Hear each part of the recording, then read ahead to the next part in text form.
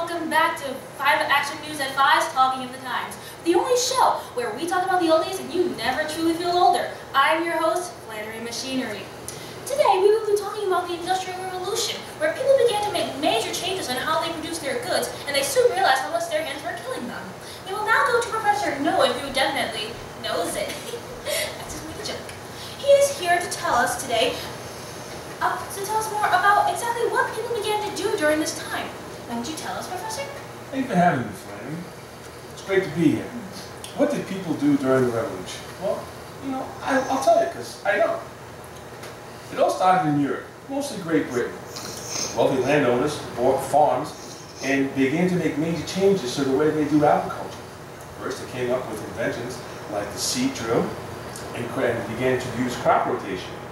That's when factories began to grow and large cities began to get built. Excuse me. Many were crowded with people looking for jobs. The goods that they made were produced faster and more proficient, using natural resources to help them out.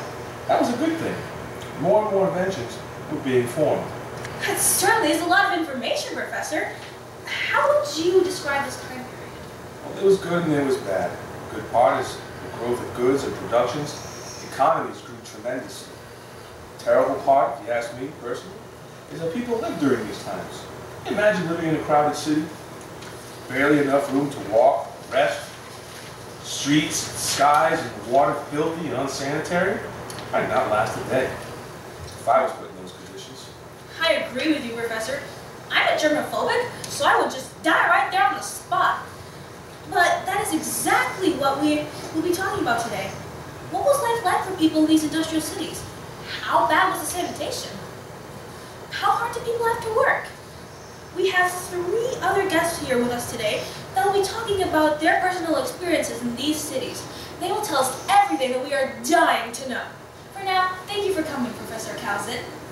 That's know it. Out of here. Good night, cafe. The restaurant's down the street to your left. They're usually $3.99. Well, okay then.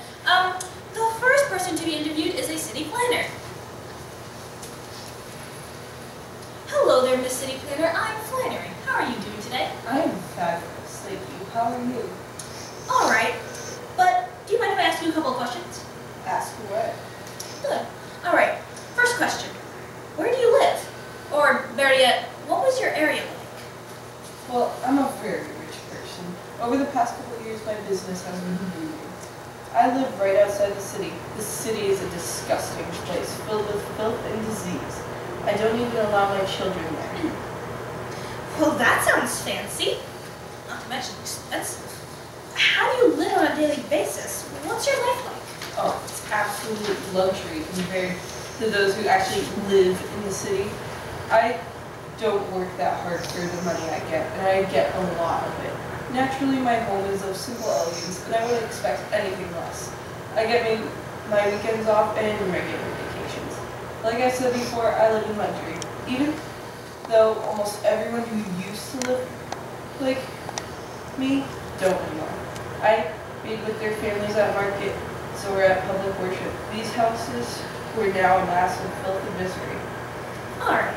I mean, I don't mean to be intrusive, but I have another question.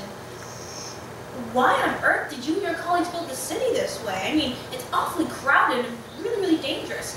What if a fire were to break out? Wouldn't all the houses just burn down like candles? You worry too much. You could get migraines soon. That. Besides, it's cheaper to put buildings closer together than expanding the city itself. That in return saves me money, which is a wonderful thing. Also, if a fire did catch, people would be smart enough to flee, wouldn't they? If not, then they will meet their demise, I suppose. It doesn't bother me in the least. Yikes. Well, last of all, how clean is the city? Well, it's not. The factories, they pour all their extra dye and, building stuff into the river. And the people pour their waste into the river. Might I add, these people drink out of that river. It's not clean. The city is not clean. Well, that is it. Thank you very much for your time. Anything for the press. Show off. Anyway, the second person to be interviewed is a factory worker.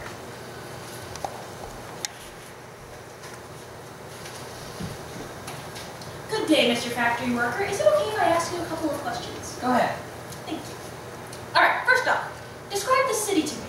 What is it like to live there? Well, let's start with, it's pretty nice if you like tight spaces. Everything is so squished, one could get very claustrophobic if they spent too much time in there. It is also absurdly filthy there.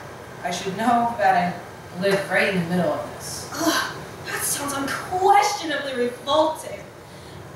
What was your home like? I would not call it a home. I would not call it a home, but I call it a closet.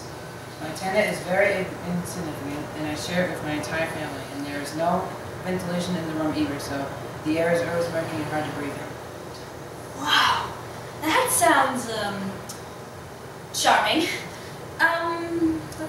Oh yeah, why do you live in such a horrible sounding place? Well, it's the money. I really don't have the money, and I don't have enough to buy any big more rent than that. Along with the price of food and clothing, a house any larger than that I currently rent would be out of question. It is fair to say that the Industrial Revolution has a wide variety of victims, and I'm included in that. Alright, last question. What kind of diseases do you encounter every day? Well, it's pretty gross. Some of the diseases include chloria and typhoid, and also dysentery from all the freaking sewage on the ground and in the water. All of them wreak havoc and the intestines and show no mercy. Well, thank you very much for your time. That's all. Thank you for spreading the word. And by the way, I got fired from my job coming to this place. Oh my goodness. Well, you can just let yourself out now. Okay, bye. Bye-bye. Yes! Oh, okay. Oh God, let's take a shower after this. Okay. Get it together, Flannery. Just keep calm. You're just being around disease-infected people. It's not like you're gonna get a cold or possibly die or anything. No, it's all right. I can sanitize after this.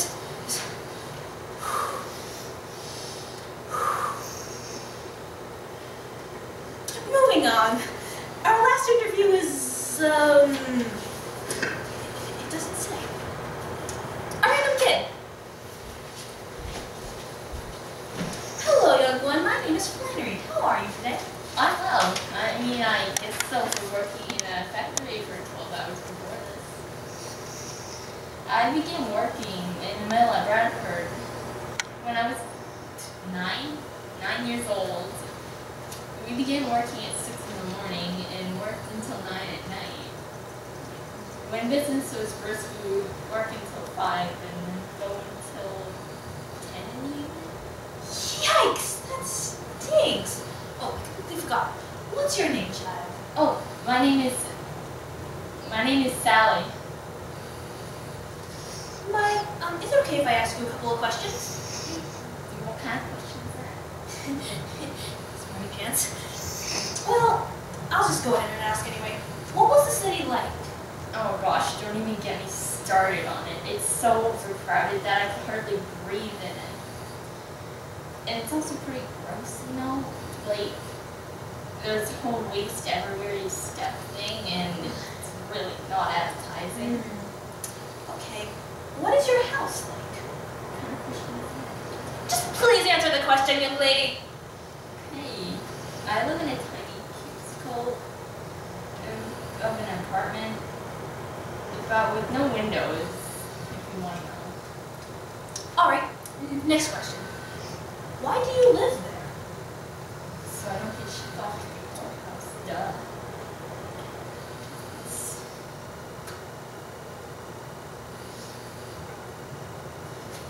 Well, I forget about that. I can just ask you another question.